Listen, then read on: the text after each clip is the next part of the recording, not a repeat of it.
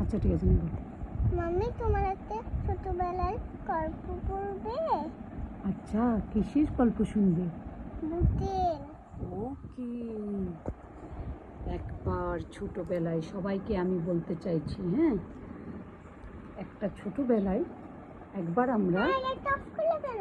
ওকে লাইটটা জ্বালাচ্ছি, একবার ছোটবেলায় আমরা সবাই মিলে ছাদে শুতাম। ওকে, সেই ছাদের মধ্যে কি হতো জানো তো, সবাই বিছানা পেতে শুতাম।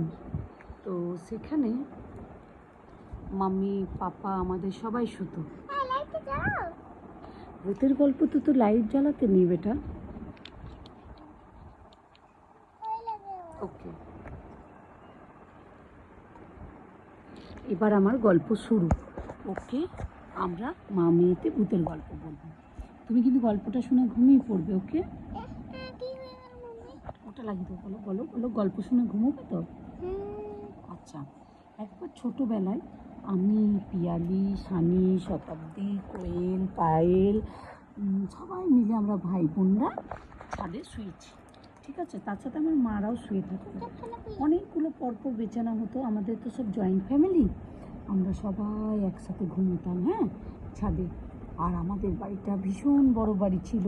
তুমি তো দেখেছো আমাদের পুরনো বাড়িটা, সবাই দেখেছি পুরনো বাড়িটা।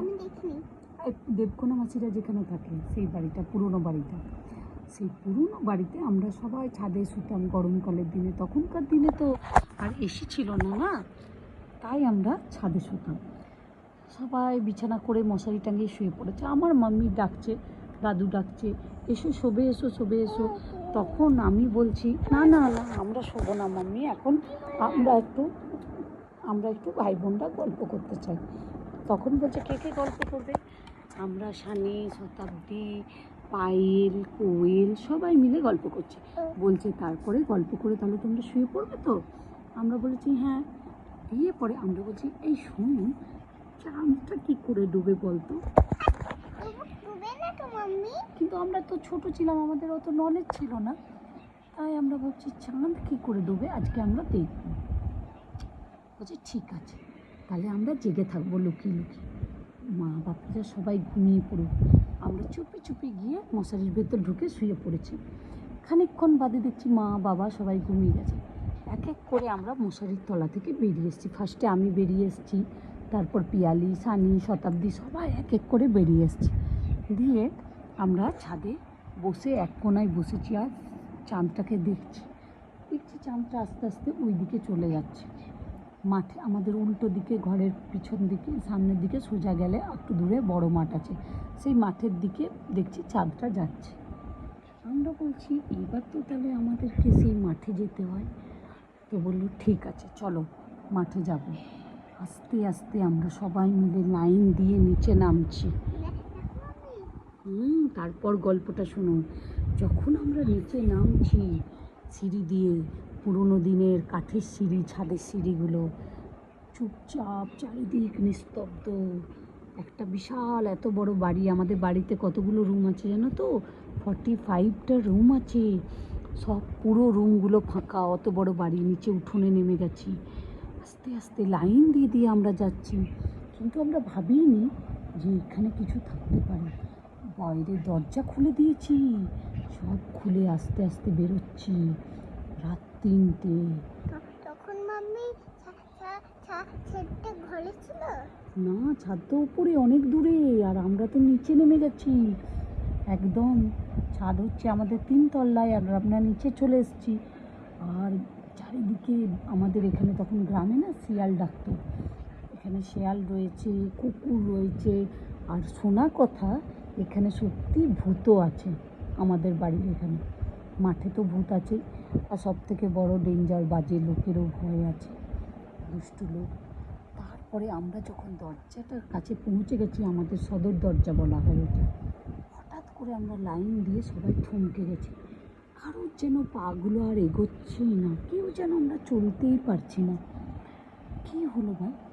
হঠাৎ করে আমাদের কানে একটা আওয়াজ গেল, ক্যাঁচ ক্যাঁচ ক্যাঁচ ক্যাঁচ, যেন কেউ কুয়োতে জল তুলছে। আমরা বলছি এই শুনতে পাচ্ছিস কিছু একটা আওয়াজ হচ্ছে?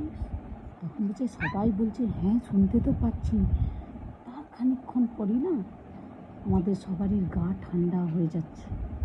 কেউ যেন উঠোনে ঝাঁট দিচ্ছে। আমাদের উঠোনটা তো অত বড় উঠোন, রাত 3টে। কেউ যেন, জানি না আজও পর্যন্ত এই ব্যাপারটা আমাদের কাছে ক্লিয়ার নেই যে সত্যিই কিন্তু আমরা সবাই সেই ঝাঁট দেওয়ার আওয়াজ পেয়েছি।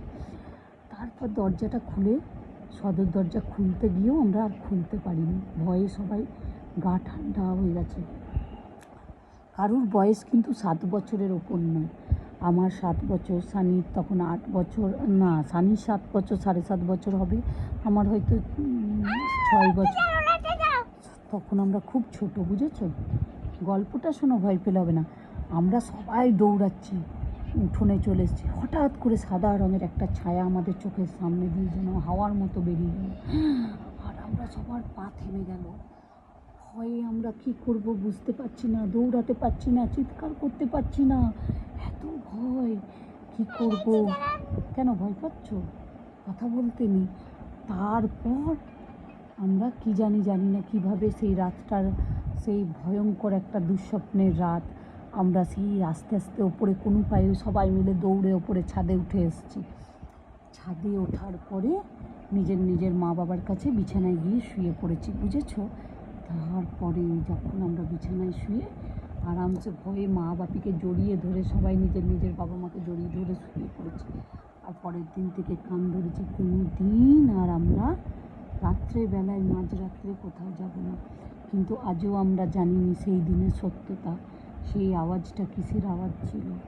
এখনও আমার কানে ভাসে সেই গড়গড়ির কুয়োর থেকে জল তোলার আওয়াজ, আর ঝাঁটা দিয়ে, হ্যাঁ এখনও ঝাঁট দেওয়ার আওয়াজ।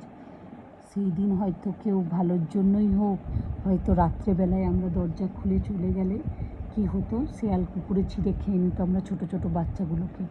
না হলে সত্যি যদি ভূত বলে কিছু থাকে, তাহলে তো ভূতের ভয়েই অজ্ঞান হয়ে পড়ে যেতাম। কিন্তু আমার কানে এখনও সেই কুয়োর আওয়াজটা আসতে থাকে মাঝে মাঝে রাতের বেলায়। আর সত্যিই আমাদের পুরনো বাড়িতে কিছু এখনও ভয়ের ব্যাপার আছে, কিছু তো আছে এখনও। আমরা রাতের বেলায় জল তোলার আওয়াজ শুনতে পাই, জানো? মাঝরাত্রে যদি কেউ আমাদের পুরনো বাড়ি যায়, তাহলে কেউ যেন জল তোলে আর কেউ যেন ঝাঁট দেয়, আওয়াজ শুনতে পাওয়া যায়। সবাইকে গুড নাইট, শুভরাত্রি। শুভরাত্রি।